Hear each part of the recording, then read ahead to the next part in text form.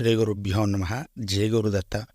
వేదధర్ముడు దీపకుడితో దత్త చరిత్రను చెప్పడం ప్రారంభిస్తూ, దత్తానుగ్రహాన్ని పొందటానికి 3 సులభమైన మార్గాలు ఉన్నాయి అంటూ ఉన్నాడు.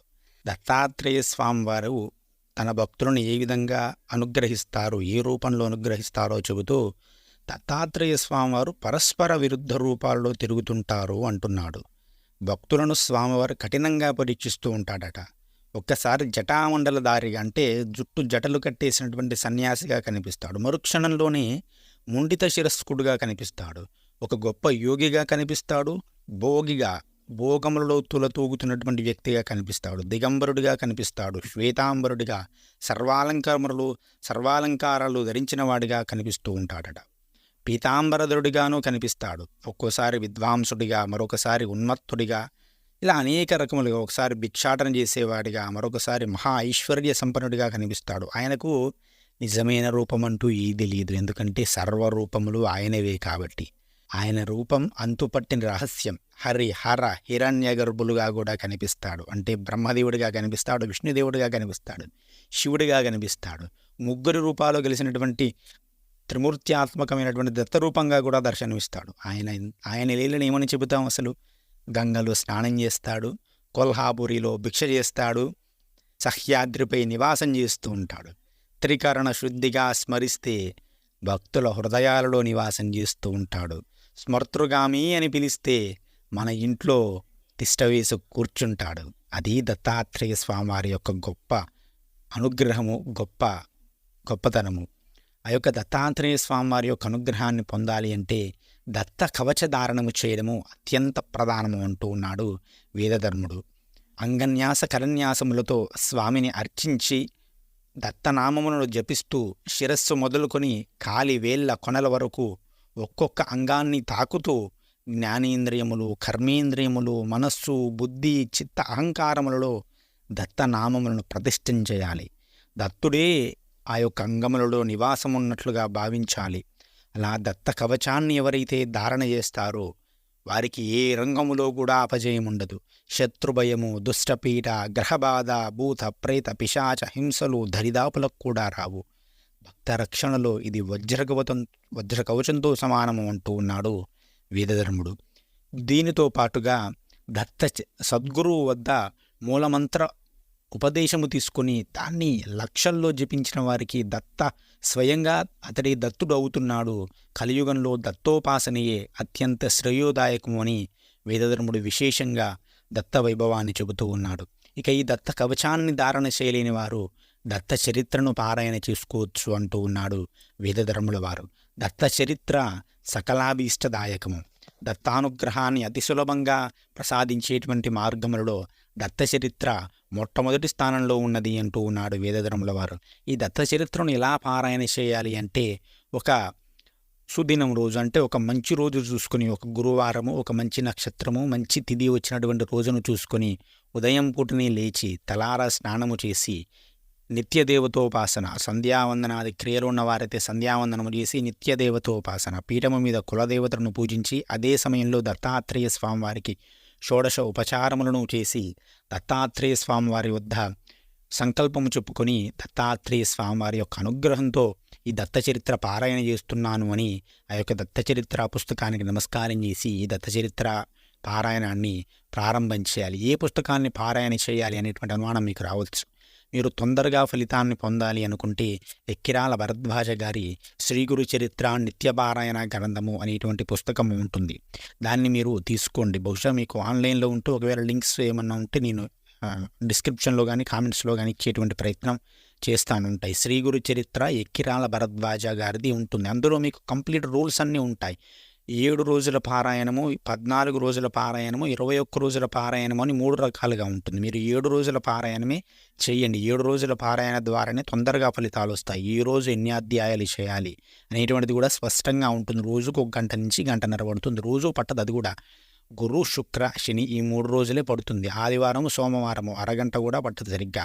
మళ్ళీ మంగళవారము, బుధవారము కాస్త 1.5 గంటన్నర 2 గంటలు పడుతుంది. ఆ విధంగా శ్రద్ధగా మీరు దత్త పారాయణ చేయాలి. ప్రతిరోజు కూడా మనం గత వీడియోలో చెప్పినటువంటి దత్తాత్రేయ అష్టోత్తర శతనామావళిని పారాయణ చేసి దత్త పారాయణ చేసినట్లయితే దత్త అనుగ్రహం పరిపూర్ణంగా లభిస్తుంది. ఆ దత్త పారాయణ చేసేవారి ఇంట్లో ఒక అద్భుతమైనటువంటి ప్రశాంతమైన వాతావరణం అనేది ఏర్పడుతుంది అని దత్తుడు చెప్పడం జరుగుతుంది. దత్తుడే ఉంటాడండి అక్కడ. అసలు దత్త పుస్తకం ఉంటే చాలు, దత్తుడు ఉంటాడు. మరి దీన్ని పారాయణ చేయాలి అంటే నియమాలు ఏమైనా ఉన్నాయంటే కొన్ని నియమాలు పాటించాలి. ఏమిటి అంటే స్త్రీలు బహిష్టు సమయంలో, నెల సమయంలో, నెలసరి సమయంలో ఈ యొక్క పారాయణ చేయకూడదు. ఆ యొక్క పుస్తకాన్ని కూడా కనీసం ముట్టుకోకూడదండి. ఆ 5 రోజుల పాటు ఈ పుస్తకాన్ని ముట్టుకోకూడదు. 6వ రోజు నుంచి ముట్టుకోవాలి. ఇక మధ్యలో వచ్చింది అంటే మీరు ఆ ఒక్క లెక్క అవన్నీ కూడా చూసుకొని మొదలుపెట్టేటువంటి ప్రయత్నం చేయండి. అవన్నీ ఇబ్బంది రాకుండా మొదలుపెట్టుకోవాలి. అవి వస్తే మళ్ళీ చేయకూడదు. అలా మీరు చూసుకొని అన్నీ ఆలోచించుకొని మొదలుపెట్టేటువంటి ప్రయత్నం చేయాలి. ఇక రెండవది భూశయనం చేయాలి. నాన్ వెజ్, ఉల్లి, వెల్లుల్లి వంటివి ఆ 7 రోజులు కూడా తినకుండా ఉండేటువంటి ప్రయత్నించి ఖచ్చితంగా తినకుండా ఉండాలి. నాన్ వెజ్ తినకూడదు, ఉల్లి, వెల్లుల్లి తినకూడదు.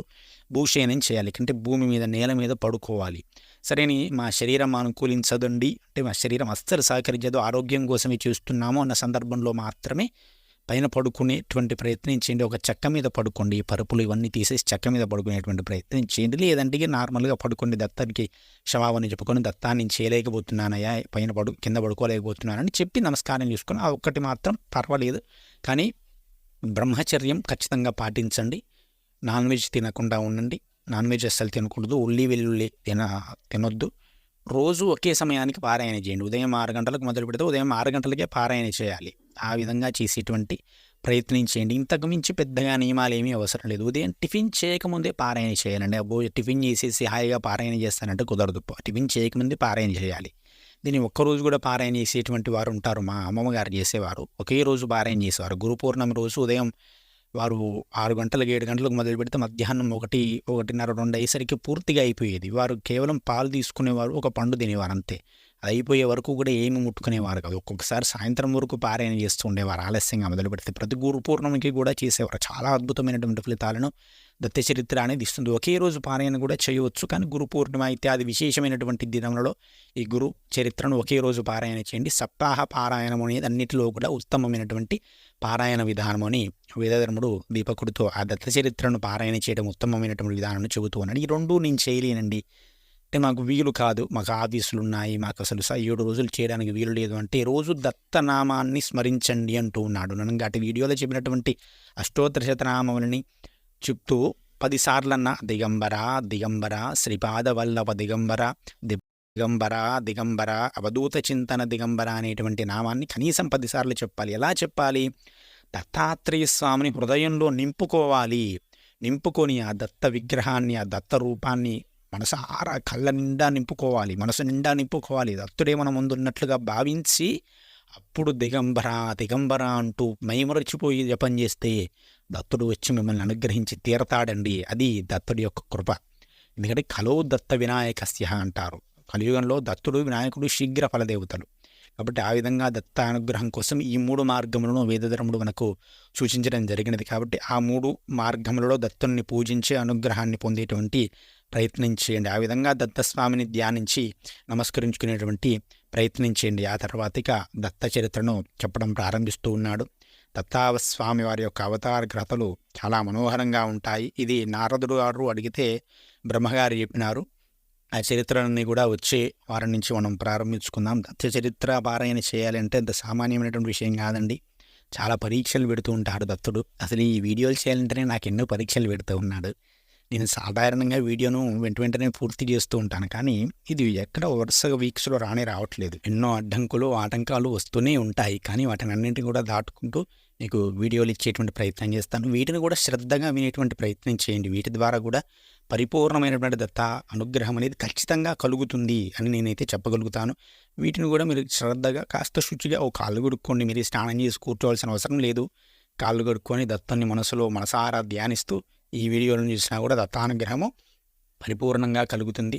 ఇలాగే అందరూ దత్తానుగ్రహాన్ని పొందాలి అంటే ఈ వీడియోని మీరు ఖచ్చితంగా లైక్ చేయాలి. మీ యొక్క అభిప్రాయాన్ని కామెంట్ చేయాలి. అలా చేస్తేనే ఈ వీడియో కొన్ని వేల మందికి సజెస్ట్ అవుతుంది. మీరు కేవలం వీడియో చూసేసి వదిలేస్తే ఇది సజెస్ట్ అవ్వడం అనేది జరగదు. అది యూట్యూబ్ యొక్క సహజ తత్వం అన్నమాట.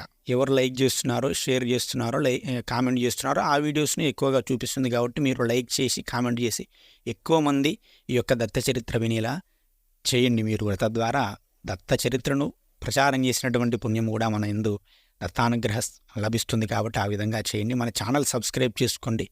ప్రతి వారం వచ్చేటువంటి వీడియోలను మీరు శ్రద్ధగా చూడవచ్చు, నోటిఫికేషన్ ఆన్ చేసుకుంటే. శ్రీమాత్రే నమః. స్వస్తి. జై శ్రీరామ్.